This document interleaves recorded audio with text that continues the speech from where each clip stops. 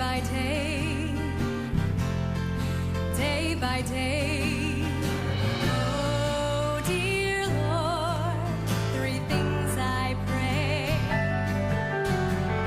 to see thee more clearly, love thee more dearly. Welcome to Vancouver Visitor. I'm Deborah Power, and today we are at the Granville Island Theatre. We're actually sitting on stage with the director and the star of the upcoming musical Godspell.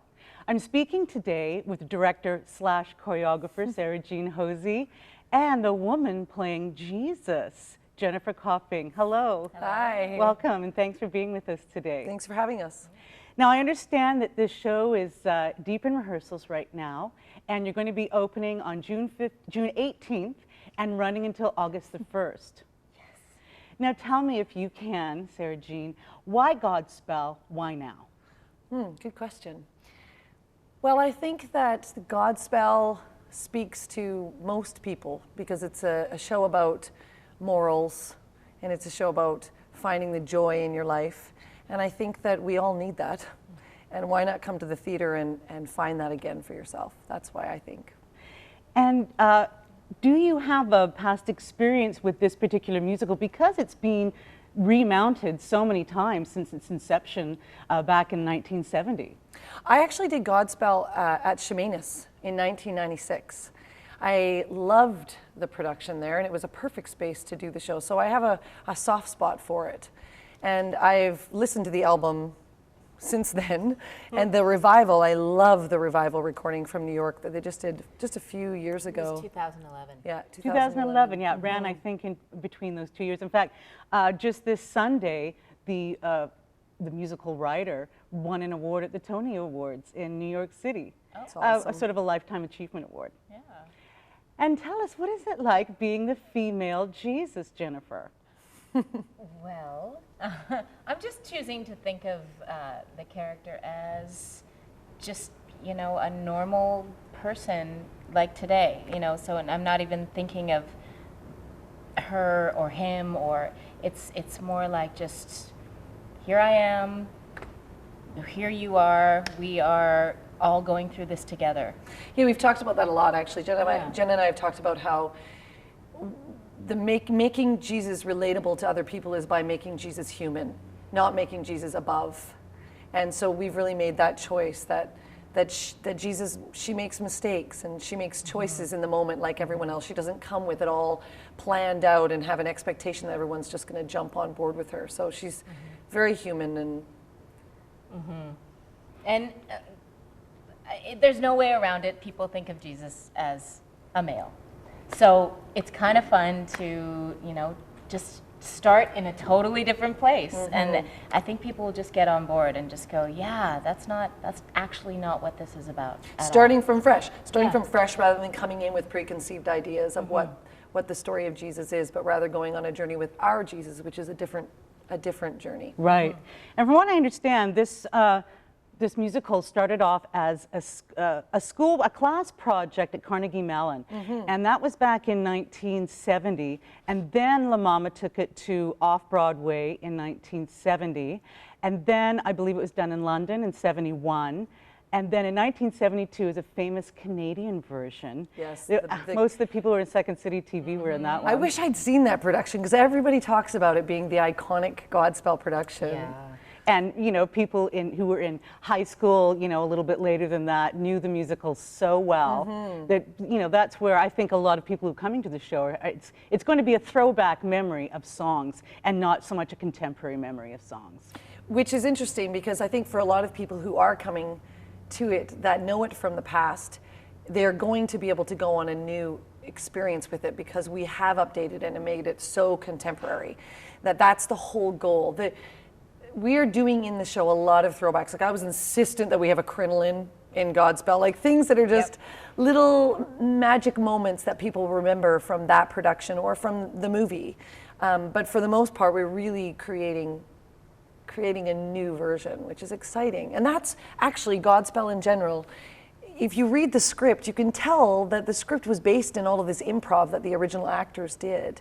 And they're so good about allowing you to to come to rehearsal and play and see what happens. Yeah, well, you are so good at that. Oh, This thanks, woman Jen. is a force to be reckoned with. Oh, it's- We have been in amazing hands, and her vision is so exciting. And when I first got my script, I opened it and I just went, wow, what do I do with this? You know, like we all know the parables, we all know an eye for an eye, and you know, but how do you apply that to now? How do you make that your own?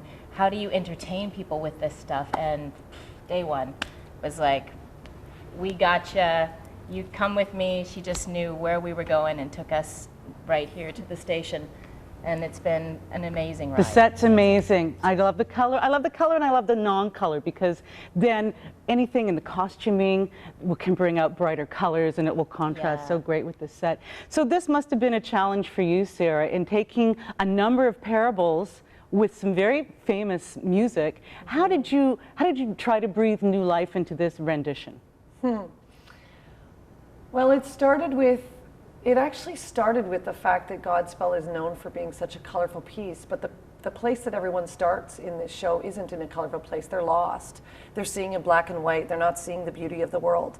So for me, it started from how do we bring that internal color and that hope and that love out of them? And also in a humorous, to keep the humor, because, you know, the story of Jesus doesn't necessarily have the happiest ending. No. So we What have do you to. mean? What? What? I don't know. Come see it. You might find out what happens. But for me, it was about making it contemporary. So I did take these parables and I broke down like who could we make the Pharisees today, and not from a political standpoint. There's no pointing fingers at any particular type of people in the world, but we've taken them and we've put them in such interesting places, like the parable of the Pharisees and the tax gatherers. I've made it the daughter of a Pharisee and the daughter of a tax gatherer who are fighting to be their class president at school. You know, so just making it something that we can all relate to, so that the lesson in the end, you go, oh, I can apply that to my life because that happened to me yesterday, rather than, oh, well, I can't really apply that. That was hundreds of years ago. Yeah. How do you find the challenge of directing and choreography? Director of choreography at the same time? You know, I actually find it more challenging when I'm only doing one.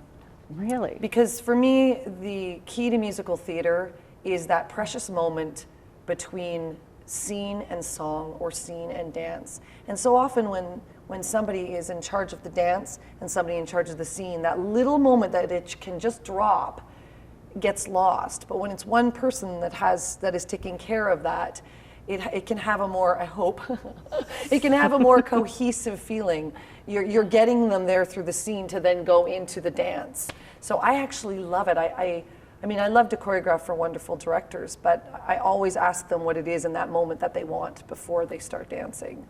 Yeah. And you're also bringing, as a performer, the understanding of when that isn't there, when that cohesiveness isn't there between two people.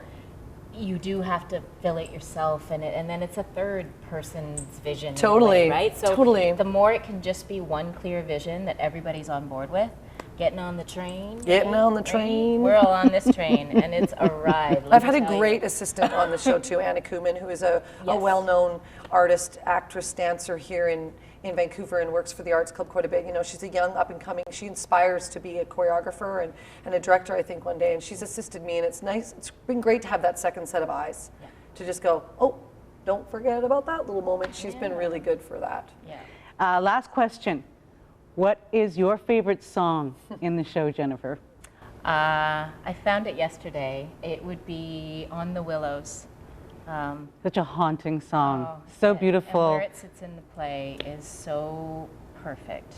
It just really takes everyone to the place they need to be, I think. It's beautiful. How about you, Sarah?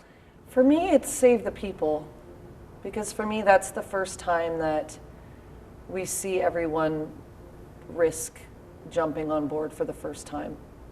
And the whole company, and just the sound of this company singing that song, it's pretty unreal. And there's quite an age difference in the cast members. Can you tell me that gamut?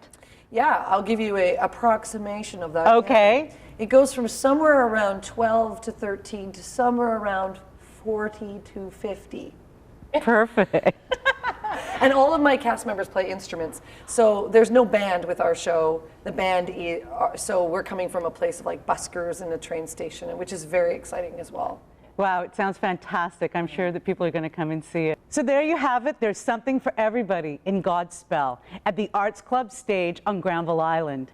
Come on down. It's running from June 18th until August the 1st, and you can visit artsclub.com for tickets. Come see